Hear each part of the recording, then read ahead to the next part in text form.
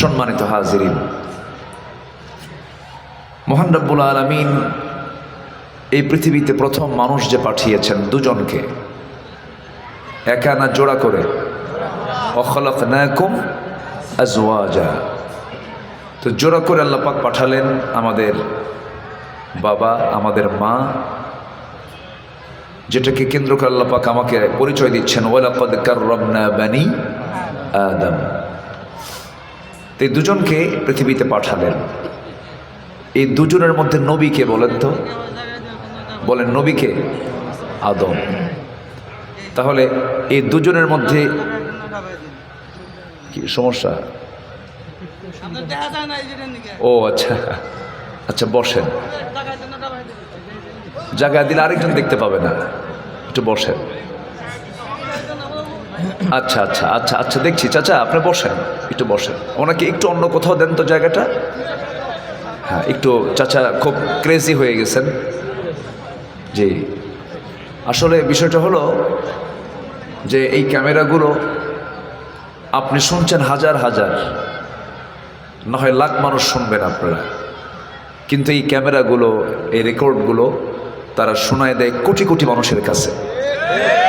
ঠিক থাকলো কই চাচা যে খাবা খেপছে, একটু বুঝতে হবে তো। আপনি দেখছেন আমাকে হাজার হাজার, আর এইগুলো চলে যাবে কি কোটি মানুষের কাছে। মিডিয়া প্রয়োজন আছে, আমরা বুঝি তো পরে, আমরা তো আগে বুঝি না, সব বুঝতে লেট হয় আমাদের। এক সময় ক্যামেরাগুলো আলেমদের সামনে নেওয়াই যেত না, খালি বলতো হারাম হারাম। এখন সব জায়েজ হয়ে গেছে, কিন্তু কখন? যখন সব মিডিয়া তারা দখল করে নিয়েছে। তো যাই হোক, একটু ধৈর্য ধরেন। বাবাজি, আপনি একটু এই দিকে আসেন না, আপনি আমার সামনে আসেন, এখানে একটু জায়গা করে দেন তো ওনাকে, একটু এখানে আসেন। জি জি, তাছাড়া উনি আরাম পাচ্ছেন না। আসলে আই কন্ট্যাক্ট না হলে একটু কষ্ট হয়, তাই না? একটু আই কন্ট্যাক্ট না হলে একটু কষ্ট হয়।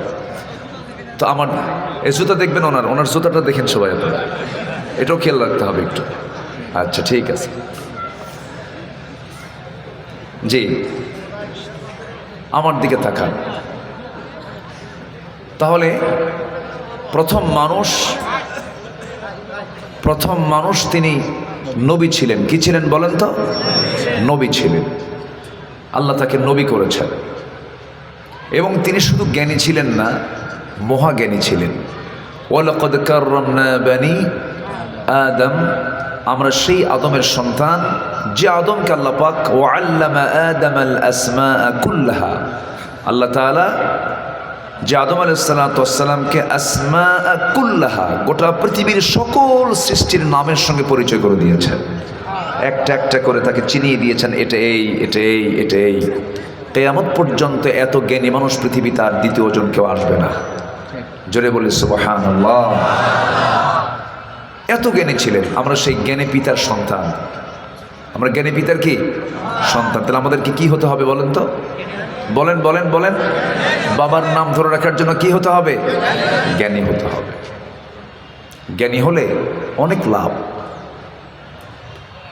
জ্ঞানীর লাভটা সর্বদিকে, সব দিকে লাভ। আর যদি না হই জ্ঞানী, শুধু বিপদ না মহাবিপদ? মহাবিপদ। এই জন্য আমরা যে কিতাবের আয়োজনে আজকের এই মাহফিল, এটার নামও হলো, এই কিতাবের নামও হলো বেশি বেশি পড়া। কি বলেন? কি কি পড়া বলেন? বেশি বেশি পড়া। কোরআন ফুলানুন এর ওজনে আসছে, যার অর্থ হলো বেশি পড়া। বহুল পঠিত যে গ্রন্থ, তাকে বলা হয় কোরআন। তাহলে বেশি বেশি পড়া মানে কি? তাহলে কোরআন কি আমাকে কম পড়তে বলে না বেশি পড়তে বলে? বেশি পড়তে বলে। আচ্ছা, এরপরে আবার এই কিতাবের আবার প্রথম যে হুকুমটা, এটাও হলো পড়ো। কার নামে? আসতে বলবেন না, কার নামে? আল্লাহর নামে। আল্লাহ রাব্বুল আলামিন বলেন, হাল ইয়াস্তাউযিল্লাযীনা ইয়া'লামুনা ওয়াল্লাযীনা লা ইয়া'লামুন, হাল ইয়াস্তাউযিল আ'মা ওয়াল বাসীর। যে চোখে দেখে আর যে চোখে দেখে না, যে জানে আর যে জানে না, কখনো সমান হতে পারে না। এই জন্য শয়তান একজন মূর্খের কাছে যতটুকু পথভ্রষ্টতার চান্স নিতে পারে, একজন জ্ঞানীর কাছে এতটুকু পারে না। জ্ঞানীকে পথভ্রষ্ট করতে পারে না। জ্ঞানীর মর্যাদায় অন্যরকম, কারণ জ্ঞানীকে আল্লাহ রাব্বুল আলামিন খুব দাম দিয়েছেন, খুব সম্মান দিয়েছেন। আমার বন্ধুগণ, আল্লাহ রাব্বুল আলামিন কোরআনে কারীমের মধ্যে এই কোরআনকে পড়ার জন্য, স্টাডি করার জন্য কত কৌশল করে, কত আগ্রহ দেখি আল্লাহ রাব্বুল আলামিন বান্দাকে উৎসাহ দিয়েছেন। এক জায়গায় বলছেন, আফালা ইয়াতাদাব্বারুনাল কুরআন আম আলা কুলুবিন আকফালুহা। মানুষের কি হলো? মানুষ কোরআনটা নিয়ে তাদাব্বুর করে না, গবেষণা করে না। কি হলো? তারা কি তাদের অন্তরে কি তাদের তালাবদ্ধ হয়ে আছে নাকি? কেন তারা গবেষণা করে না? এই জন্য কোরআনে কারীমের হক আদায় করার জন্য আমরা 5টা কাজ করব। কয়টা কাজ বলেন? 5টা কাজ। নাম্বার 1 হলো কিরাআত। সুন্দর করে এটাকে রিসাইট করব, সুন্দর করে পড়ব। এই যে কিছুক্ষণ আগে এই ছোট্ট বাচ্চা যখন তেলাওয়াত করছিল, মন চাচ্ছিল যে আজকে আমার ওয়াজ বাদ দিয়ে ওর তেলাওয়াতটা শুনি।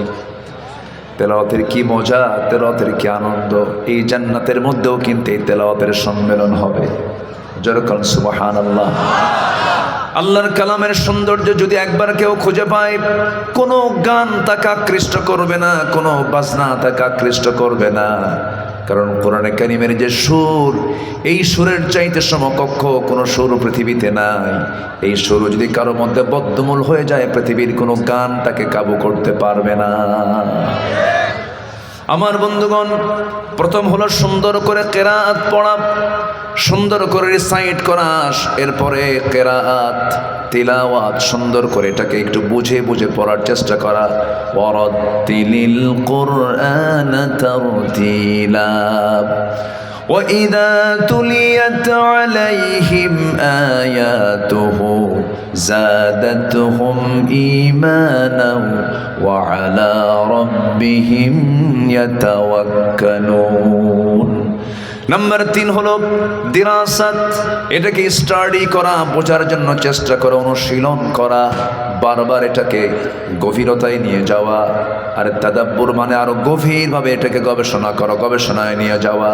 এই 4টা করে যতটুকু জানলাম, বুঝলাম, এটাকে সমাজ জীবন, ব্যক্তি জীবন, সমাজ জীবন, রাষ্ট্র জীবনে কোরআনের সমস্ত আইন কানুনকে, হুকুমগুলোকে বাস্তবায়ন করার চেষ্টা করা। এই 5টা হক যাদাই করতে পারবে, সে মোটামুটি কোরআনের সে হক আদায় করতে পারলো। যেরকম সুবহানাল্লাহ। কোরআনের হক আদায় করার জন্য কয়টা কাজ করতে হবে? 5টা কাজ আমরা করব। জোরে বলি ইনশাআল্লাহ। এটার জন্য কোনো স্কুল লাগবে না, কলেজও লাগবে না। নিজে সিদ্ধান্ত নিতে হবে, স্টাডি করতে হবে। হয়তো ভাববেন হুজুর বুড়া হয়ে গেছি, এখন এই বুড়াকালে শিখবো কেমনে, পড়বো কেমনে, জানবো কেমনে? সম্ভব, অবশ্যই সম্ভব। আপনি শেখার চেষ্টা করবেন। ওয়াল্লাযীনা জাহাদু ফীনা লানাহদিয়ান্নাহুম সুবুলানা। আল্লাহ তাআলা তার জন্য পথকে সহজ করে দেন। যেরকম সুবহানাল্লাহ। অনেক সাহাবী বুড়া বয়সে ইসলাম কবুল করেছেন। কি বয়সে বলেন? বুড়া বয়সে। কত বড় জ্ঞানী তারা হয়ে গেছে। বুড়ো বুড়ো সাহাবী নবীর হাতে বায়াত নিয়েছেন, বড় বড় জ্ঞানী হয়ে গেছেন সবাই তারা। শিক্ষার কোনো বয়স নাই। শিক্ষার কি বয়স নাই? তাহলে আমার এতক্ষণের কথায় তাফসীর মাহফিলের ফার্স্ট মেসেজ হচ্ছে, আমরা কি মূর্খ থাকবো না জ্ঞানী হব? আমরা কোন পিতার সন্তান বলেন? বলেন বলেন বলেন। যোগ্য পিতার যোগ্য সন্তান আমাকে আপনাকে হতে হবে। অযোগ্য হলে বেকায়দা। আমরা যোগ্য হব। জোরে বলি ইনশাআল্লাহ। এই জাতির মধ্যে সবচেয়ে বড় প্রবলেম হচ্ছে, জাতিকে পরিকল্পিতভাবে কোরআন থেকে দূরে রাখা হয়েছে। হয়তো বলবেন কেন, কোথায় দূরে রাখা? এই যে আপনার সামনে তো কোরআন না। অনেক মাস্টার প্ল্যান হয়েছে। এই দেশ শাসন করেছে ব্রিটিশরা প্রায় 200 বছর। এরপর থেকে চলছে এই ষড়যন্ত্রগুলো আছে এখনো। তার বড় প্রমাণ আমি শুধু একটা মেসাল দেব। এখানে যারা বসে আছেন সবাইকে কোরআন সহি করে পড়তে পারেন? এটা কি শুধু এই এলাকার সমস্যা না জাতীয় সমস্যা? ভাতের পাতিলে মানে পাতিলে ভাত সিদ্ধ হলো কি না এটা দেখার জন্য কি গোটা পাতিলের ভাত চেক করা লাগে? না একটা চেক করলে হয়? এক ভাত চেক করলেই গোটা পাতিল চেক হয়ে যায়, ঠিক তেমনই এই শুধু এই অডিয়েন্সটাই চেক করলে গোটা জাতি চেক আপ হয়ে যাবে যে এই জাতি কতটুকু কোরআন পারে। আমি যদি বলি কোরআনটাকে সহি করে পড়তে পারেন কয়জন, এখানে হাতে গোনা কয়েকজন ব্যক্তির হাত উঠবে, হয়তো কয়েকশো ব্যক্তির হাত উঠতে পারে। এই যে বাকি সবার যে হাত উঠবে না, এটার জন্য শুধু কি ব্যক্তি দায়ী, শুধু কি সমাজ দায়ী, না রাষ্ট্রের দায়বদ্ধতা আছে? আসতে বলবেন না, আছে না নাই? কিন্তু এখানে কি এরকম লোক কি খুব কম পাওয়া যাবে না যে সিগনেচার করতে পারে না? সিগনেচার করতে পারেন সবাই, মোটামুটি সবাই, কম বেশি সবাই কিন্তু সিগনেচার করতে পারেন। কেউ কিন্তু নিরক্ষর নাই, এখন সবাই লিখতে পারেন। তাহলে নিরক্ষর মুক্ত হয়েছে বাংলাদেশ। মানুষ সব শিক্ষা অর্জন করতে পেরেছে, কিন্তু কোরআন শেখাটা সবার জন্য সার্বজনীন জরুরি করে দেওয়া হয়নি। আমরা সামনের বাংলাদেশকে দেখতে চাই কোরআনের শিক্ষার বাংলাদেশ, কোরআনের সমাজের বাংলাদেশ দেখতে চাই। জোরে বলে ইনশাআল্লাহ। যেখানে প্রতিটি শিশু থেকে বৃদ্ধ পর্যন্ত, অবাল বৃদ্ধ বনিতা সবার তেলাওয়াত সহি হবে। জোরে বলি ইনশাআল্লাহ। তাফসীর মাহফিল আমার ফার্স্ট মেসেজটা আমি এটাই দিতে চাচ্ছি। আসুন না আমরা শিখি, আমরা জানি, আমরা ঠকবো না, আমরা জান্নাত বুঝে নেব। জোরে বলি ইনশাআল্লাহ। কার কাছ থেকে বুঝে নেব? আল্লাহকে বলবো, আল্লাহ তুমি আমাকে জান্নাত দাও। আল্লাহ তো আমার জন্যই জান্নাত রেখে দিয়েছেন, কিন্তু জান্নাতের যদি উপযুক্ত যোগ্যতা আমার না হয়, আমি জান্নাত নেব কেমনে? জান্নাত কার জন্য? আল্লাহ রাব্বুল আলামিন বলছেন জান্নাত তো তার জন্য, ইন্নাল্লাযীনা আমানু ওয়া আমিলুস সালিহাতি লাহুম জান্নাতুন তাজরি মিন তাহতিহাল আনহার যালিকাল ফাওজুল কাবীর। জোরে বলুন আল্লাহু আকবার। উলাইকা হুম খায়রুল বারিয়াহ।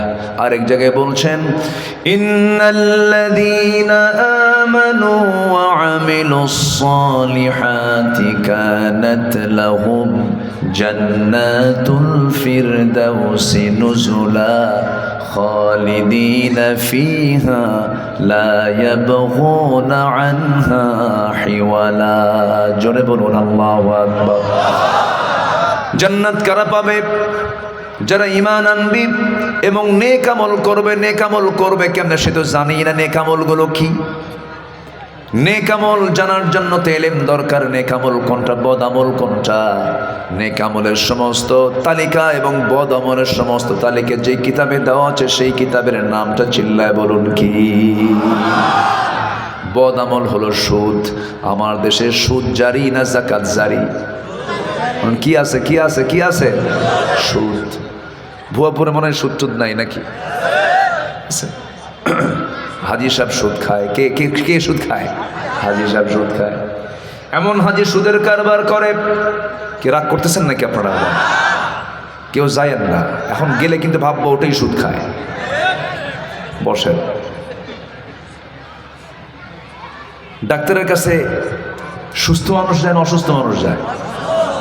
রোগী হলে এরপরে যায়। তো মাহফিলে আমরা চেষ্টা করি যে আমাদের ইমানের রোগগুলো কি কি এগুলো ধরা, ইমানকে ধ্বংস করে ফেলে এরকম কিছু বিষয়গুলোকে আমাদের তুলে ধরাই হচ্ছে আমাদের দায়িত্ব। তো সমাজে যাকাত চালু আছে না সুদ চালু আছে? তাহলে এই বিষয়ে আমাদের কথা না বললে কি আল্লাহর কাছে জবাব দিতে হবে না? বলেন তো। জবাব দিতে হবে তো। আপনি মন খারাপ করলে তো আমার কিছু করা যাবে না, আমার কিচ্ছু করার নেই, আমাকে বলতে হবে। সুদ মারাত্মক আকার ধারণ করেছে, মারাত্মক আকার।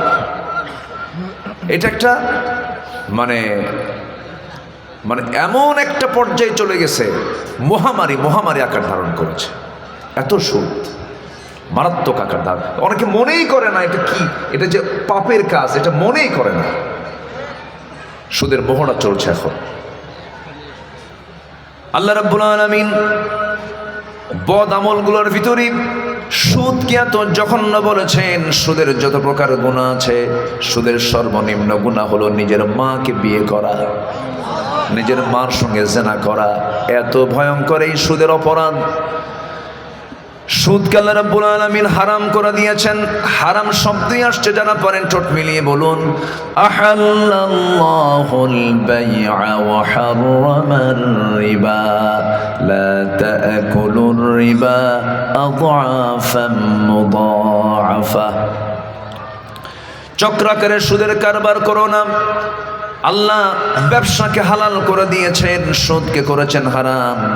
একজন সৎ ব্যবসায়ী এবং আমি রাসূল জান্নাতের মধ্যে দুই নখের দূরত্ব অবস্থান করব। যেরকম সুবহানাল্লাহ। আল্লাহ তাআলা সুদকে অপছন্দ করেন। সুদের সম্পদের মেয়াদও বেশি দিন থাকে না। হারামের কিন্তু কোনো আরাম নাই। বদামল কি? বনের সম্পত্তি মেরে খাওয়া। বহু হাজী সাহেব কিন্তু আমাদের দেশে আছে। হাজী সাহেব হজ করে আসছে 36 বার। কয়বার? 36 বার হজ করছে, কিন্তু প্রতিবেশী না খেয়ে থাকে, বনকে সম্পদ দেয় না। আমার নবী জীবনে হজ করেছেন মাত্র একবার। কয়বার বলেন? একবার। আমার নবীজি বিশ্বের সেরা মানুষ। জীবনে আল্লাহ পাক তাকে দিয়ে একবার হজ করায় নিয়েছেন, তিনি একবার হজ করেছেন। আর একজন হাজী 36 বার হজ করার পরেও বনের সম্পত্তি মেরে খায়। কি হজ না করে দেখেন, আছে না নাই? আবার বলে বেড়ায়, জানো এই হাত আল্লাহর কাবা শরীফের দরজা 36 বার স্পর্শ করেছে। সাবধানে কথা বলো, মানে ও জান্নাতের ডিলারশিপ নিছে। ও এরকম আছে না নাই? আছে না নাই?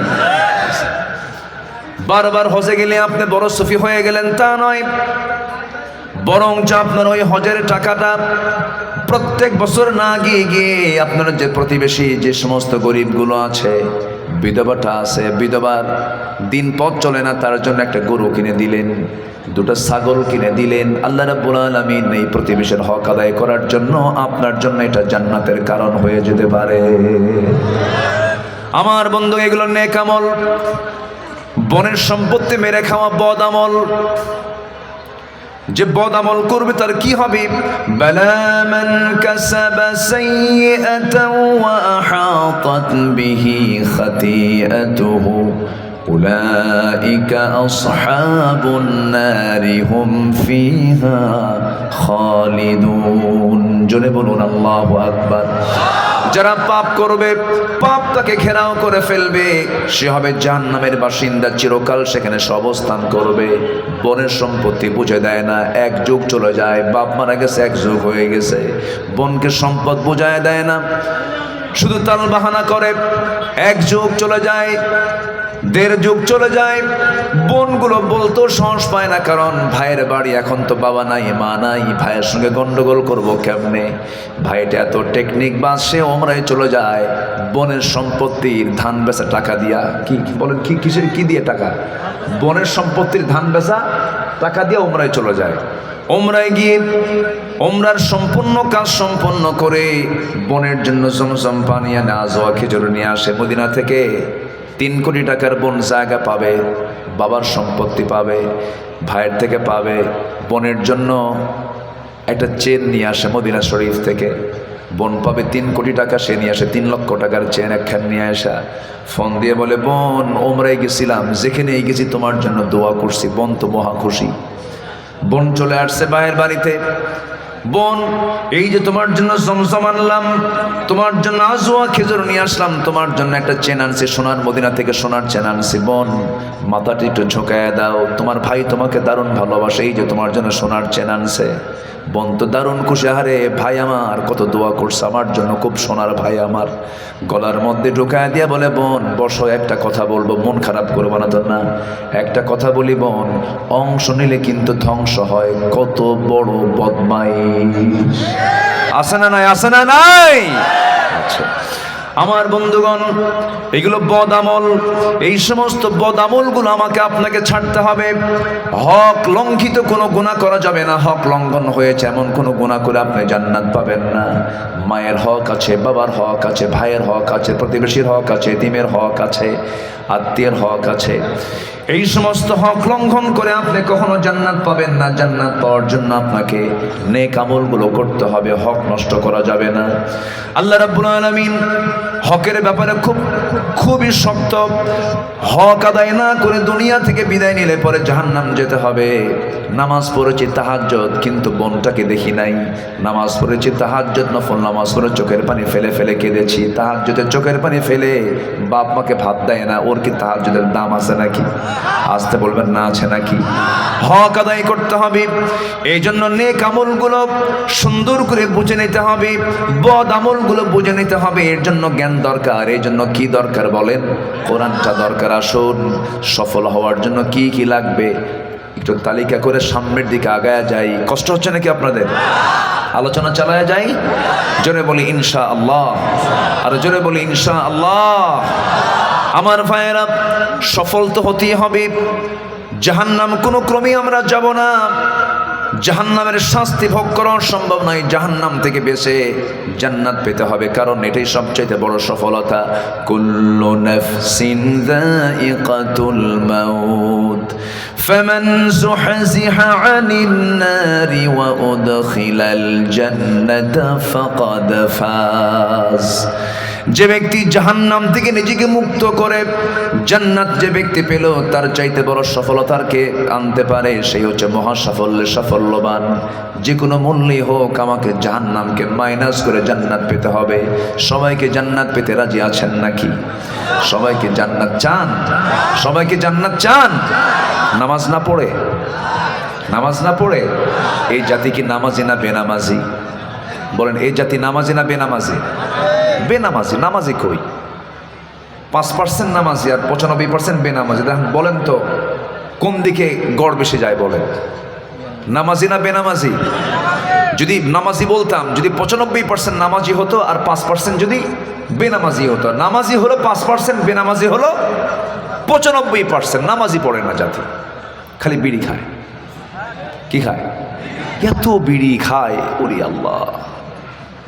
মাহফিল শেষে মোহাব্বত করার জন্য আমি হাত আগায় দিই, মোসাফা টোসাফা করি, সবার সঙ্গে করি। মোসাফা করার পর গাড়িতে বসার পরে 2 হাত যখন নাকে দেই, বিভিন্ন আইটেমের বিড়ির গন্ধ, বাস্তব গন্ধ। বিড়ি খায়, প্রচুর মানুষ বিড়ি খায়। বিড়ি যেটা দিয়ে হয়, যে তামাক, এই তামাকের গাছ আপনারা দেখছেন কিনা জানি না, এলাকায় আছে? আচ্ছা, চরাঞ্চলে থাকতে পারে।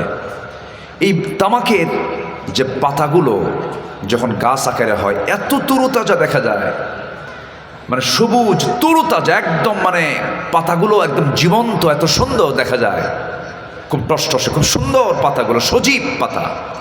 তা আমি একদিন চিন্তা করলাম, ওই পাশে দিয়ে যাচ্ছিলাম, একজনকে ডাক দিয়ে বললাম, ভাই এত সুন্দর পাতা এই তামাকের, তো পাতাগুলো বেড়া বুড়া নাই, কিছু নাই, তো এগুলো তো নষ্ট হওয়ার কথা। পাতা ছাগল গরু খায় না, কুত্তাও খায় না।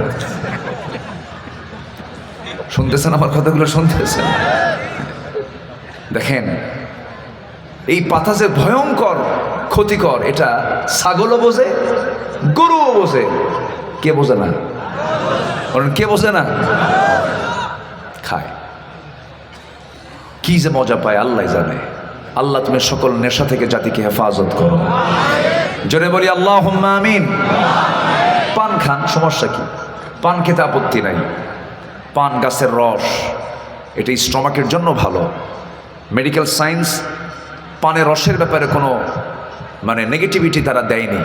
রস খেতে পারেন, পরিমিত খান। হয়তো একটু বমি বমি লাগে, খাবার শেষে 3 বেলা একটু চাবালেন, খাইলেন, আবার পরিষ্কার করলেন, মেসওয়াক দিয়ে দাঁতটা সাদা রাখলেন, খান, সমস্যা নাই। কিন্তু পানের সাথে আবার হাকিমপুরি রহমতুল্লাহ আলাইহি কেন?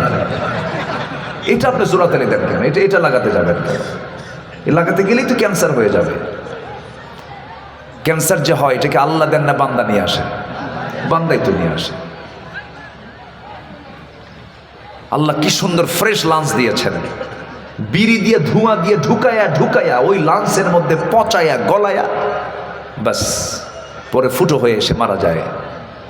তখন আল্লাহকে বলে, আল্লাহ তুমি আমার এই রোগটা দিলা। আল্লাহ দিল না, ও নিজে কামাই করলো। এটা বলে আমরা নেশা থেকে বাঁচবো। জোরে বলি ইনশাআল্লাহ। কোনো ফতুয়া জানার দরকার নাই যে বিড়ি খাওয়া জায়েজ কি না জায়েজ। আমার মাহফিলে এসে প্রশ্ন করে, বিড়ি খাওয়া কি জায়েজ আছে? মানে সে তো খায় আবার জায়েজের চেষ্টায় থাকে। ক্ষতি তো আপনার জীবনে শেষ করে দিচ্ছে, খাবো কেন আমরা কোনো নেশার দিকে যাব না। জোরে বলি ইনশাআল্লাহ। ইমানদারের মুখ হবে সুগন্ধ না দুর্গন্ধ? সুগন্ধ। আমার নবীজি কখনো মেসওয়াক ছাড়া থাকতেন না। নবীজি দুনিয়া থেকে যখন বিদায় নেবেন সর্বশেষ যে তার ব্যবহারিক আমল ছিল, ব্যবহৃত আমল ছিল, সেটা হলো মেসওয়াক করা। নবীজি পকেটের মধ্যে 3টা জিনিস রাখতেন। একটা হলো মেসওয়াক, এই যে মেসওয়াক, এটা সুন্নাহ, জোরে বলি আলহামদুলিল্লাহ। মেসওয়াক তিনি রাখতেন এবং রাসূল নিজে বলেছেন, আমার উম্মতের যদি কষ্ট না হতো মেসওয়াককে ওয়াজিব বানায় দিতাম। এত গুরুত্বপূর্ণ বিষয়। আমার নবীজি 2 নাম্বার জিনিস রাখতেন হলো পকেটের মধ্যে তিনি মুস্তুন চিরুনি রাখতেন। এটা সুন্নাহ আমল।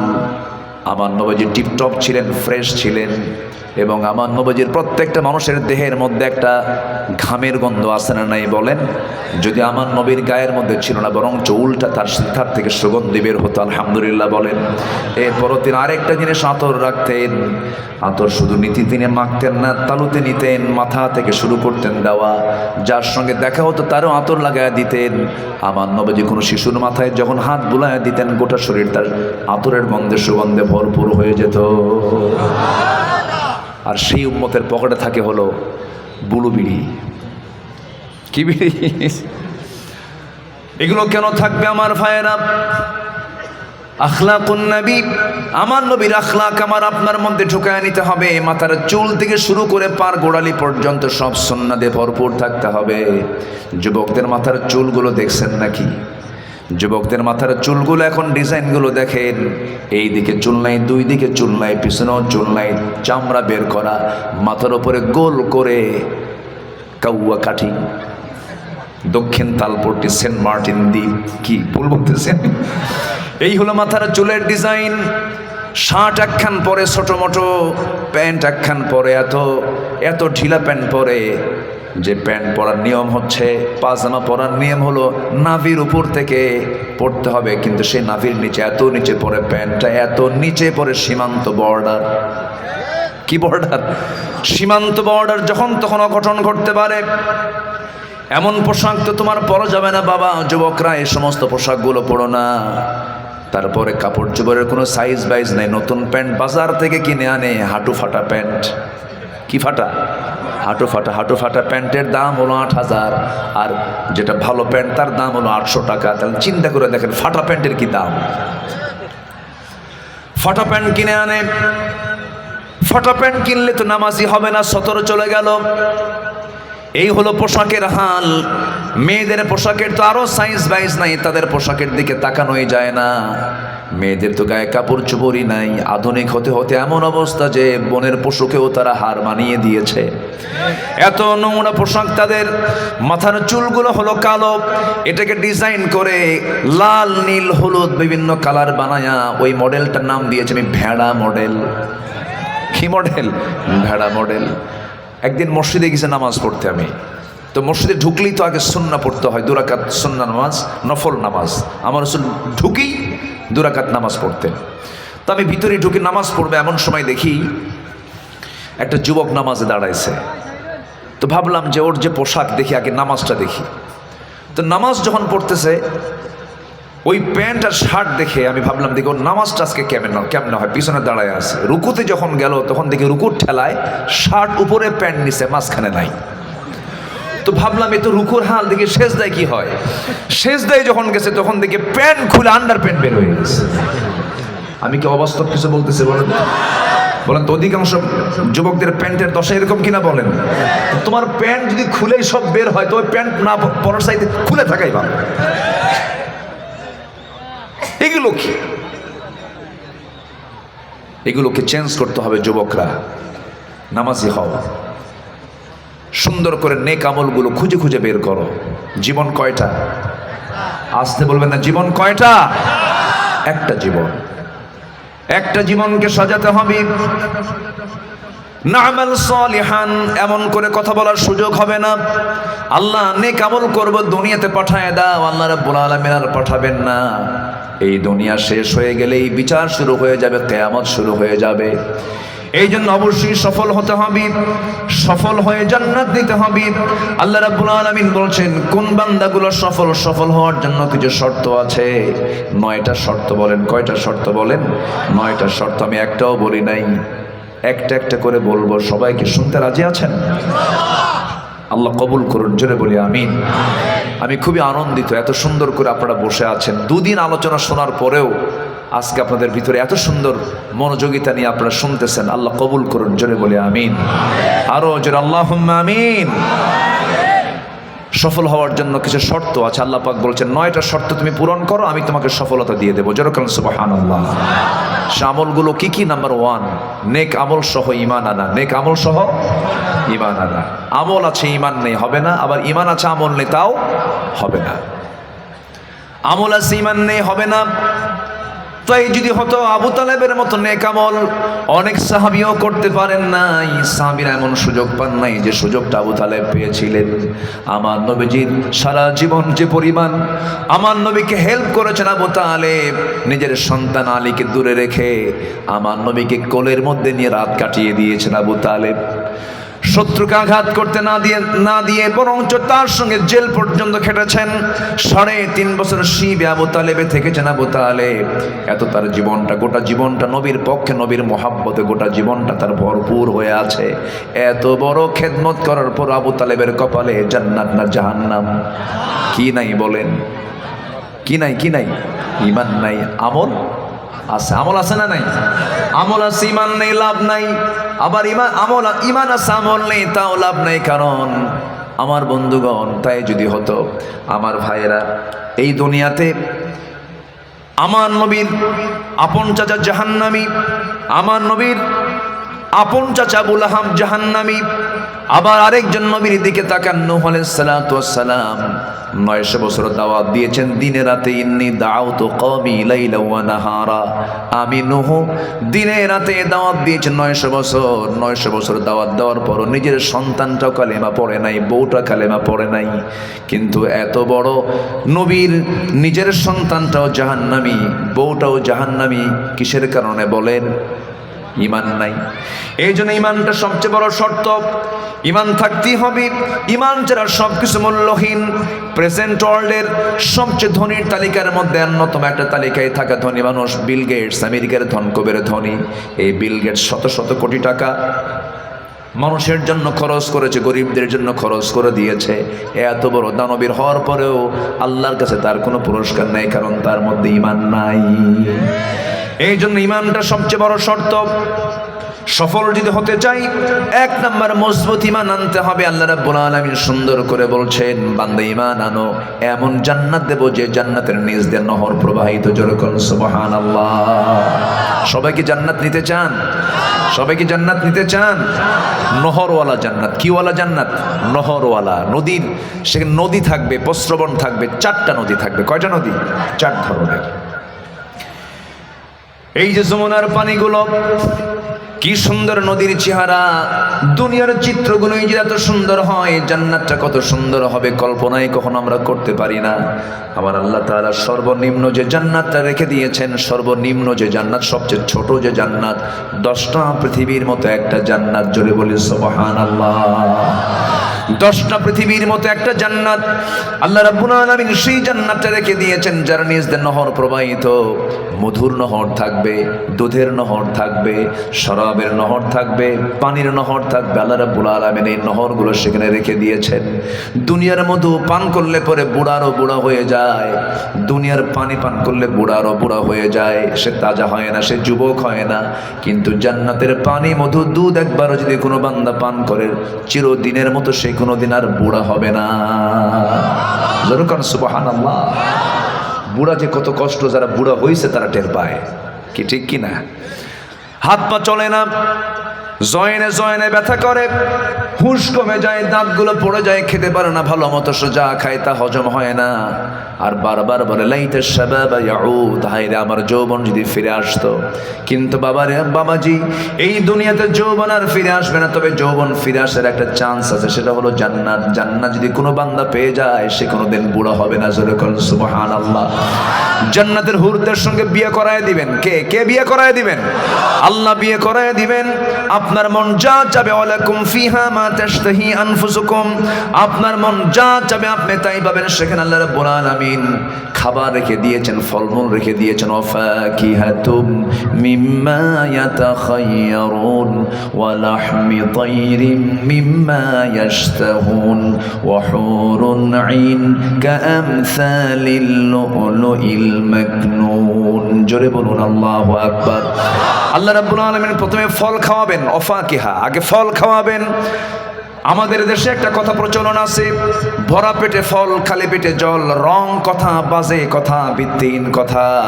আল্লাহ পাক জান্নাতের মধ্যে আগে ফল খাওয়াবেন। কি খাওয়াবেন বলেন? ওয়াফাকিহাতুন, কোরআনের সিলসিলা অনুযায়ী ওয়াফাকিহাতুম মিম্মা ইয়াতাখায়্যারুন ওয়া লাহমি তায়রিন, এরপরে গোশত খাওয়াবেন। এই জন্য দুনিয়া তো আল্লাহ রাব্বুল আলামিন আমাদের শরীরটা এমন করে সাজিয়েছেন, আমাদের এই দেহটা জাহান্নামের শরীর না জান্নাতের শরীর? বলেন বলেন বলেন, আমরা কোথায় ছিলাম? জান্নাতের বডি, জান্নাতের মধ্যে আল্লাহ রাব্বুল আলামিন যেই মেনু রেখেছেন, এই দুনিয়া তো বান্দার জন্য ফল রেখে দিয়েছেন। ফলটা আগে খাবা, ফল খেলে পরে ফলের মধ্যে যে ভিটামিনগুলো আছে, ফলের মধ্যে সুগার আছে, ফলের মধ্যে সব কিছু আছে, এগুলো সব কিছু মাপ মতো আছে, কোনো কম বেশি নাই। আপনি তরকারি রান্না করবেন, ঝাল কম হবে, ঝাল বেশি হবে, পেটের মধ্যে ট্রাবল হতে পারে। কিন্তু ফল কোনো বান্দা যদি খালি পেটে খায়, তার পেটে কোনো ট্রাবল নাই। জোরে বলুন সুবহানাল্লাহ। আমার বন্ধুগণ, জান্নাতের মধ্যে আল্লাহ রাব্বুল আলামিন এত কিছু নিয়ামত রেখে দিয়েছেন।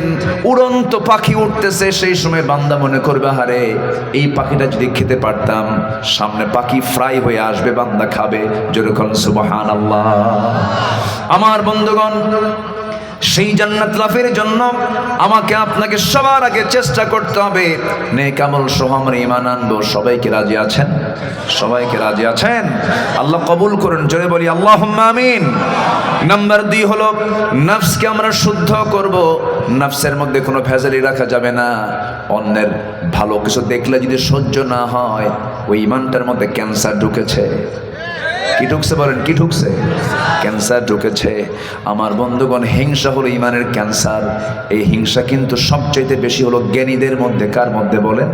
জ্ঞানীর ভিতরে হিংসা বেশি। দেখবেন সাধারণ গ্রামের মূর্খ মানুষগুলো, মূর্খ মানে কি, মানে বুঝে সুঝে কম, কিন্তু আমল আছে ভালো, দেখবেন তাদের মধ্যে কোনো হিংসা নাই। আল্লাহ তাআলা হিংসা নামক রোগটা খুব গুরুত্বের সঙ্গে দিয়েই আল্লাহ রাব্বুল আলামিন একটা আয়াত নাযিল করে দিয়েছেন। বান্দা হিংসুকের হিংসা থেকে বাঁচার জন্য দোয়া শিখিয়ে দিলাম, মিন শাররি হাসিদিন ইযা হাসাদ। হিংসুকের হিংসা থেকে তুমি আল্লাহ আমাকে বাঁচায়া দাও। হিংসা করা যাবে? ইমানদার কখনো হিংসুক হতে পারে? এটা হচ্ছে ইমানের ক্যান্সার। এটা কিসের ক্যান্সার বলেন? ইমানের ক্যান্সার, নফসের ক্যান্সার। নফসেরও ক্যান্সার হয়ে যায়। এই জন্য নফসকে পরিশুদ্ধ রাখার জন্য নাম্বার 2 হচ্ছে পরিশুদ্ধতা। কিসের? নফসের পরিশুদ্ধতা আমরা আনবো। জোরে বলি ইনশাআল্লাহ। হিংসা করা যাবে না। হিংসা করলে সব শেষ হয়ে যাবে। হিংসা করলে সব কি হয়ে যাবে? প্রায় আমি একটা উদাহরণ দিই। এক বেচারি বিয়ে করতে যাবে। আগের যুগের মানুষ বিয়ে করতো ঘোড়ায় চড়ে। এলাকায় আছে কিনা এরকম? সব এক সময় ছিল না? ছিল। গরুর গাড়িতে করে বিয়ে শাদী করতো। এখানে গরুর গাড়িতে বিয়ে করা মুরব্বি নাই? নাই এখানে গরুর গাড়িতে বিয়ে করা মুরব্বি থাকার কথা তো। কিসে বিয়ে করছেন? কিসে বিয়ে করছেন? কন?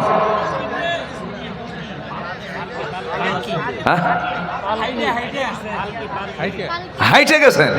হলো না, হাইটে তো সবাই যায়। আচ্ছা, পালকিতে করে, ঘোড়ায় করে, গরুর গাড়িতে করে আগে বিয়ে করতো না এরকম মানুষ? আগে তো এরকম গাড়ি ছিল না, হেলিকপ্টার ছিল না, মানুষ এরকম বিয়ে করতে যেত। তো ঘোড়া আছে এক গ্রামের, এক মুরব্বী চাচার ঘোড়া আছে। তো যুবক বিয়ে করবে, তার কাছে গিয়ে বললো, চাচা ঘোড়াটা দিবেন? কি করবি? আমার অমুক দিন বিয়া। তো চাচার কাছে মেজাজ, চাচার মন মেজাজ ঠিক না, রাগের ঠেলায় বলছে, সবাই রে দিলে তোরে ঘোড়া দেবো না, যা।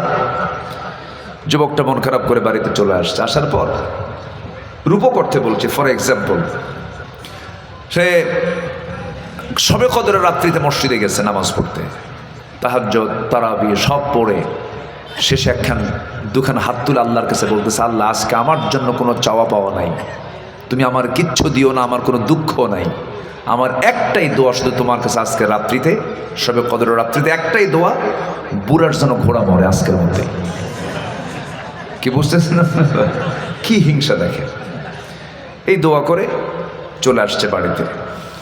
বাড়িতে আসার পরে মার দিকে তাকায় দেখে মার চোখটা লাল হয়ে আছে। মা কান্দে। মা তুমি কান্দো কেন, কি হয়েছে তোমার? বাবা তোর গরু মরছে। কি মরছে? গরু কার? যে দোয়া করছে তার গরু। তাহলে দোয়ার ফলে মালাকুল মউত আসলো, জানও কবজ করছে। ঘোড়ার কাছে না গরুর কাছে? হিংসা করবেন, নিজে ঠকবেন। হিংসা করলে অন্যের কোনো ক্ষতি হয় না, নিজেরই ক্ষতি হয়। হিংসা করলে কার ক্ষতি হয়? নিজের ক্ষতি হয়। আমরা হিংসা করব না। জোরে বলি ইনশাআল্লাহ, জোরে বলি ইনশাআল্লাহ।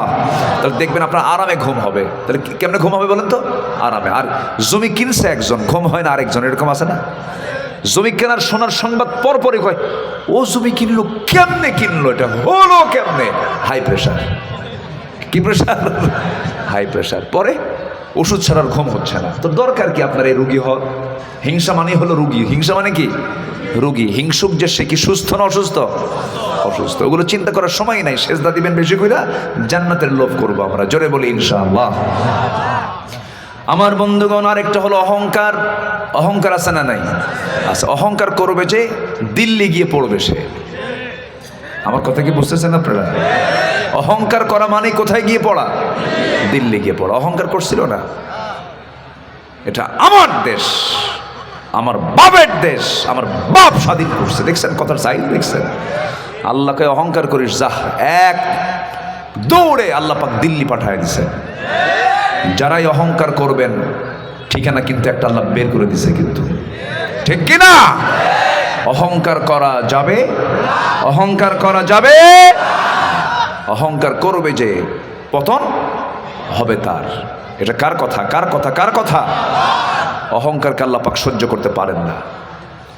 যার মধ্যে মিসকাল হাব্বাতিন মিন কিবার, অর্থাৎ এখানে পরিমাণটা এত ছোট যে যার মধ্যে চুল পরিমাণ অহংকার থাকবে সে জান্নাতের গন্ধই পাবে না।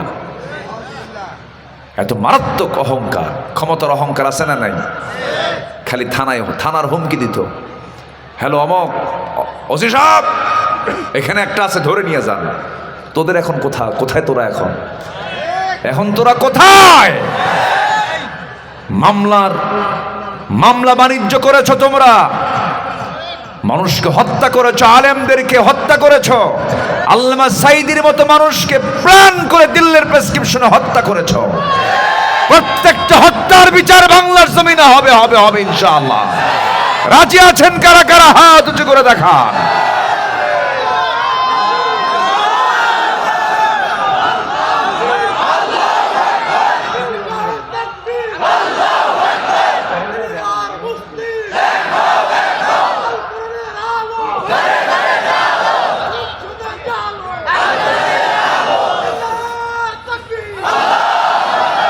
আল্লাহ কবুল করুন। জোরে বলে আমিন। আপনারা সরতে পারেন না এখান থেকে? একটু সরেন। এই সাউন্ড তো পাচ্ছি না, সরেন আপনার। রাগ করলেন? রাগ করেন না, এটা তো আমার কান। এই কানটা না থাকলে সমস্যা। বসেন সম্মানিত ভাইয়েরা। তাহলে ইমানদার হবে বিনয়ী না অহংকারী? বলেন ইমানদার কি হবে? বলেন অহংকার না বিনয়? বিনয়ী হবে। ইমানদার হাসি মুখে কথা বলবে। কিছু কিছু লোক আছে হাসেও না কান্দেও না, এরকম লোক আছে না নাই? ওদের বউরাও দোয়া করে এটা মরবে কোন দিন। একটু হাসি খুশি বিনয় হয়ে থাকবো। জোরে বলি ইনশাআল্লাহ। আল্লাহ সুন্দর চেহারা দিছে, কারো চেহারা কি খারাপ?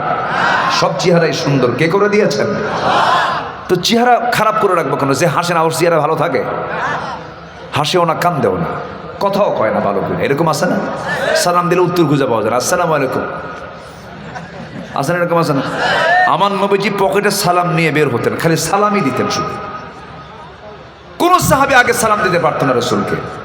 এক সাহাবী চিন্তা করেন, হুজুরকে কোনোদিন সালাম দিতে পারলাম না আগে, আজকে টেকনিক করব। মোটা গাছের আড়ালে দাঁড় হয়ে আছে, কাছাকাছি যাওয়া মাত্র বের হয়ে সালাম দিচ্ছেন, আসসালামু আলাইকুম ইয়া রাসূলুল্লাহ। রাসূল বলেন এরকম টেকনিক করে আগে সালাম দিলে সওয়াব পাবা না, যাও। যেরকম সুবহানাল্লাহ। আমার নবী কত মিশুক ছিলেন, এমনকি বাড়ির বউ পর্যন্ত আগে সালাম দিতে পারতো না। আম্মা জান আয়েশা বলেন রাসূল আমাকে আগে সালাম দিয়ে দিতেন। আমরা মিশুক হব, আমরা মিশে যাব মানুষের সাথে। জোরে বলি ইনশাআল্লাহ। বাড়িতে সালাম ঝুঁকায় দেব। সালাম মানে কি অশান্তি না শান্তি? বলেন বলেন বলেন। যত শান্তি আপনি কোনটা চান? বাইরে আগে চান না ভিতরে আগে চান? তো সালাম না দিয়া গোটা দরবারে হাঁটছে, বাড়িতে এসে দরবারের অ্যাকশন শুরু করে, এই ওঠ, খোল, খুলে দে, ভাত দে, শুয়ে পুরো ভাল লাগে না, এরকম আছে না? এই বলেন, দরবারে হেরে গেছে মাতব্বর, বাড়িতে এসে ঢুকে সালাম কালাম নাই, ওই অ্যাকশন বাড়িতে এসে ঝাড়তেছে। শান্তি থাকবে বলেন তো? শান্তি থাকবে? আমরা সালাম দিয়ে বাড়িটা শান্তিতে ভরপুর করে দেবো। জোরে বলি ইনশাআল্লাহ। সালামুন আলাইকুম তিবতুম ফাদখুলুহা খালিদিন। সালামটা জান্নাতেও থাকবে। জোরে বলি আলহামদুলিল্লাহ। আমরা সালাম দেব কম না বেশি? বলেন বলেন, আফসুস সালাম, সালাম বেশি বেশি দাও। শান্তি দিবেন কে? আল্লাহ তাআলা। বউকে সালাম দেওয়ার সুন্নাহ, সবাইকে বউকে সালাম দিবেন।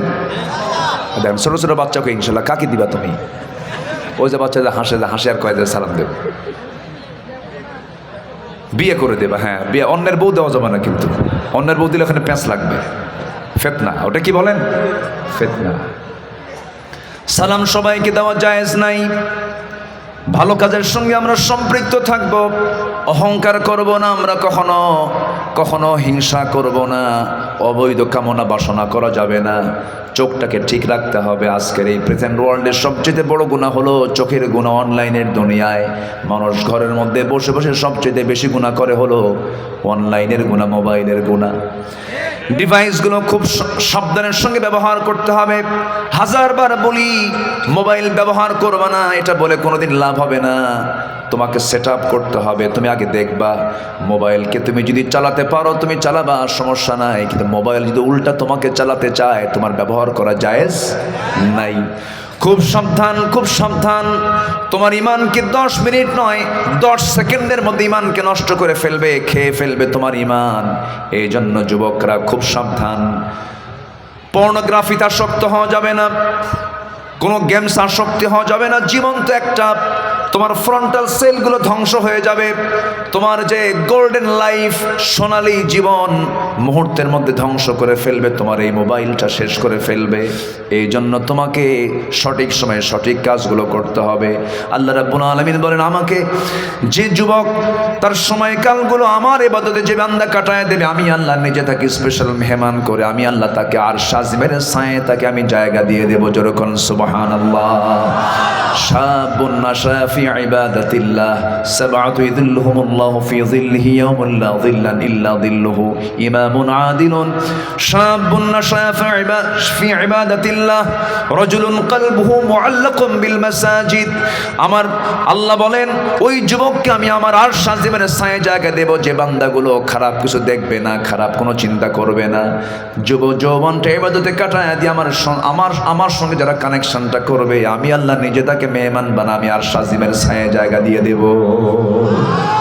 যুবকরা নামাজ পড়বা কয় ওয়াক্ত? আসতে বলবেন না, কয় ওয়াক্ত? 5 ওয়াক্ত নামাজ। আমার বন্ধুগণ, আল্লাহ আমাকে কি দেন নাই? সব দিয়েছেন। ও যুবক, তুমি যে নারীর জন্য পাগল, ও আমার আম্মা, ও আমার বোন, আপনি যে যুবকের জন্য পাগল, ডাহুক ডাহুক চোখ নারীর, যে নারীর চোখটা দেখে তুমি পাগল হয়ে গেছো, এত সুন্দর করে ওই চোখ বানায় দিয়েছেন যিনি, চিল্লায় বলুন তিনি আমার কে? অতএব আগে নারীর প্রশংসা নামে আর আগে আল্লাহর প্রশংসা। বিয়ে করে বউনে করে নিয়ে আসো, ভালো করে দেখো, কোনো সমস্যা নাই। যতবার তাকাবা সওয়াব দিয়ে আল্লাহ পাক ভরপুর করে দিবেন। স্বামী স্ত্রী বৈধ সম্পর্কে আল্লাহ রাব্বুল আলামিন বরকত দিয়ে দেন। বৈধ সম্পর্কের দিকে যাবা, অন্যের বইয়ের দিকে তাকাবা না, অন্য কোনো নারীর দিকে তাকাবা না, গুনাহ হয়ে যাবে, সমাজে গুনাহ ছড়ে পড়বে। আমার আল্লাহ তাআলা নিয়ামত দিয়েছেন নারী পুরুষের জন্য, আবার পুরুষ নারীর জন্য নিয়ামত দিয়েছেন। একজন আরেকজনকে ছাড়া বাঁচে না, এটা ভালো কথা, ঠিক আছে। কিন্তু আল্লাহ চান ইজাব কবুল হয়ে যাক, বিয়েটা হয়ে যাক। বিয়ে পড়ার পদ্ধতি দিয়েছেন তিনি, চিল্লায় বলুন কে? আল্লাহ দিয়ে দিয়েছেন। বিয়েটা করে নাও, আকাম কুকাম করতে যেও না, নোংরামি করা যাবে না, সময় মতো বিয়ে করে ফেলবা, আল্লাহ পাক তোমার বরকত দিয়ে দিবেন। বিয়ে করলেই তো বরকত বেড়ে যায়, বিয়ে না করলেই তো বরকত থাকে না। বিয়ে করলেই বরকত দিয়ে দেন কে? আসতে বলবেন না, কে? আরো জোরে বলেন, কে? আল্লাহ পাক বরকত দিয়ে দেন। হালাল আর হারামের মধ্যে তফাৎ কি দেখেন? ছাগল বছরে বাচ্চা জন্ম দেয়, গরু বছরে বাচ্চা জন্ম দেয়, গাভী বছরে বাচ্চা জন্ম দেয়, বেশিরভাগ ক্ষেত্রে একটা। আচ্ছা বলুন তো, এই বাজারে, এই হাটে, বিভিন্ন জায়গায় কুত্তা বেশি দেখা যায় না গরু বেশি দেখা যায়? না, গরু ছাগলই তো বেশি দেখা যায়। বরকত আছে না নাই বলেন? বরকত আছে। হয় মেলাগুলো টেকে না, সব শেষ হয়ে যায়। এই জন্য বরকত দরকার। বরকতের দিকে আমরা যাব, হারামের দিকে আমরা যাব না। হারাম কোনো লেনদেন করব না, হারাম কোনো কাজের চিন্তা করব না, ভালো কাজগুলো করব। আমার বন্ধুগণ, যে চোখটা ডাহুক চোখ বানা দিয়েছেন নারিকেল আল্লাহ রাব্বুল আলামিন, এই চোখটা বানায়া দিয়েছেন কে? আসতে বলবেন না, কে দিয়েছেন? কে দিয়েছেন? আল্লাহ দিয়েছেন। এই চোখের মধ্যে পানি দিয়েছেন, চোখের পানিকে আল্লাহ রাব্বুল আলামিন লবণ করে দিয়েছেন। চোখের পানিকে আল্লাহ পাক মিঠা করলেন না কেন? এই জন্য লবণ করলেন, কারণ বান্দার চোখটা বাইরে থাকে, বহু ধুলাবালিগুলো চোখের মধ্যে ঢুকে পড়বে, জীবাণু দ্বারা অ্যাটাক হয়ে যাবে। এই বান্দার চোখের যদি জার জমা হয়ে যায়, সে চোখটা হারায় ফেলবে, বন্ধ হয়ে যাবে। আল্লাহ রাব্বুল আলামিন বলেন, বান্দারে 24 ঘন্টায় তোর মাথা, তোর চুল থেকে, কি বলে, তোর চোখ থেকে আমি 24 ঘন্টায় 1 মিলিলিটার পানি বের করে দেই চোখের পিছন থেকে মেশিন দিয়া। প্রত্যেক মিনিটে 15 থেকে 20 বার চোখের পলক ফেলে দেই। সুন্দর করে সিস্টেম করে তোর চোখটাকে আমি প্রতি সেকেন্ডে সেকেন্ডে পরিষ্কার রাখার ব্যবস্থা করে দিয়েছি। বান্দা, আমার সৃষ্টিগুলো সুন্দর করে দেখবি আর আমার নামের জিকির করে বলবি, আলহামদুলিল্লাহি রাব্বিল আলামিন। প্রশংসা কার? আসতে বলবেন না, প্রশংসা কার? এক সময় না সব সময়, মিনিট মিনিট না সেকেন্ড সেকেন্ড, শ্বাস প্রশ্বাসে জিকির হবে কার? আসতে বলবেন না, কার? এই চোখ দিয়েছেন কে? এই চোখ সুস্থ রাখেন কে? এই চোখে পানি দেন কি? এই চোখ পরিষ্কার রাখেন কে? রাত 1টার দিকে আপনি ঘুমায় পড়েছেন, চোখের পানি পড়া বন্ধ হয় নাই।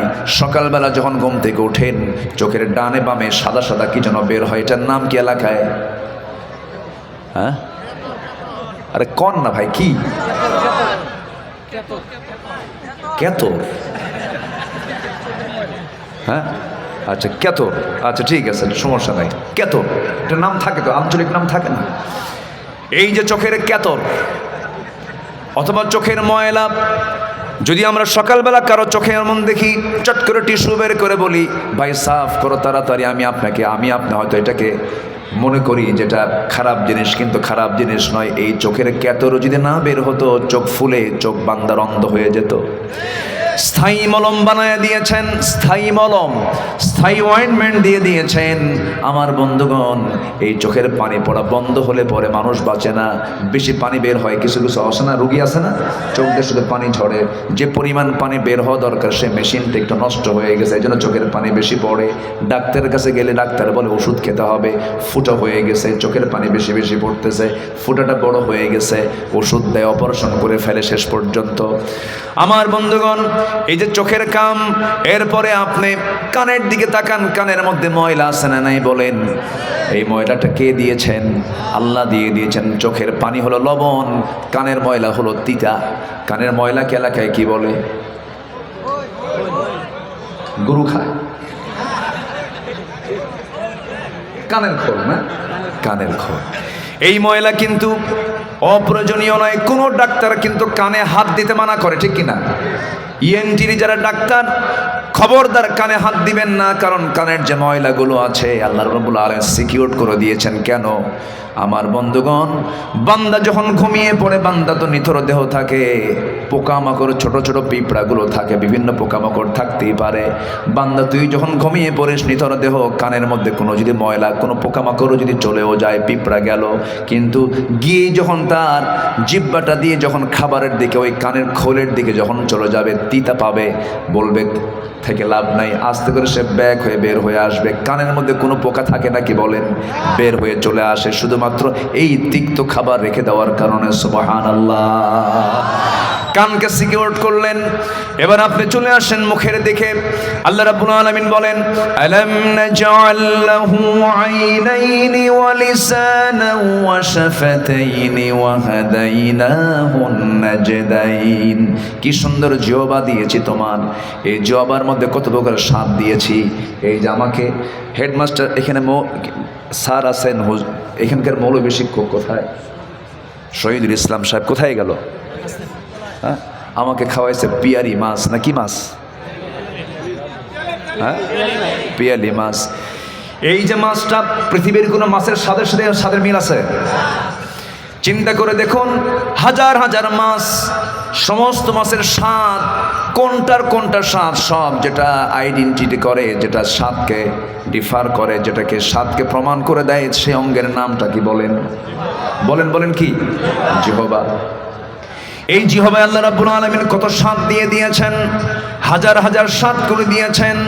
এই স্বাদগুলো আল্লাহ রাব্বুল আলামিন দিয়েছেন। এই জিহ্বার চতুর্পাশে যে পানিগুলো আছে, এই পানির কিন্তু কোনো স্বাদ নাই। লালা দিয়েছেন, লালাকে আল্লাহ পাক স্বাদহীন করে দিয়েছেন। কেন? যদি মিষ্টি হতো পৃথিবীর কোনো মিষ্টি লাগতো না, যদি টক হতো পৃথিবীর কোনো টক লাগতো না, যদি ঝাল হতো পৃথিবীর কোনো খাবার ঝাল লাগতো না। আল্লাহ পাক এটাকে নিউট্রাল রেখেছেন। আল্লাহ রাব্বুল আলামিন বলছেন, বান্দারে কোন খাবার তুই নিবি, সঙ্গে সঙ্গে জিহ্বা সিগন্যাল মারবে ব্রেনে, বলবে এটা পিয়ারি মাছ। সুবহানাল্লাহ বলেন। এটা কি মাছ? পিয়ালি মাছ। আপনি যে মাছ খাওয়াইছেন, মাছের ওয়াজ হচ্ছে, আপনাকে খুঁজে পাচ্ছি না। শেষ করে শেষ করে আচ্ছা আমি আছি তো, আমি আছি, কি বলেন? ঠিক সারা রাত থাকবো, প্রয়োজন কি আছে? সবাই থাকতে রাজি আছেন তো ইনশাআল্লাহ? এত সুন্দর মানুষ হয়, আলহামদুলিল্লাহ, খুব ভালো। আচ্ছা ঠিক আছে, জি। এত কানে কানে কথা কি বলা ভালো বলেন তো? কিন্তু কানে কানে কিছু কথা বলতে হয়।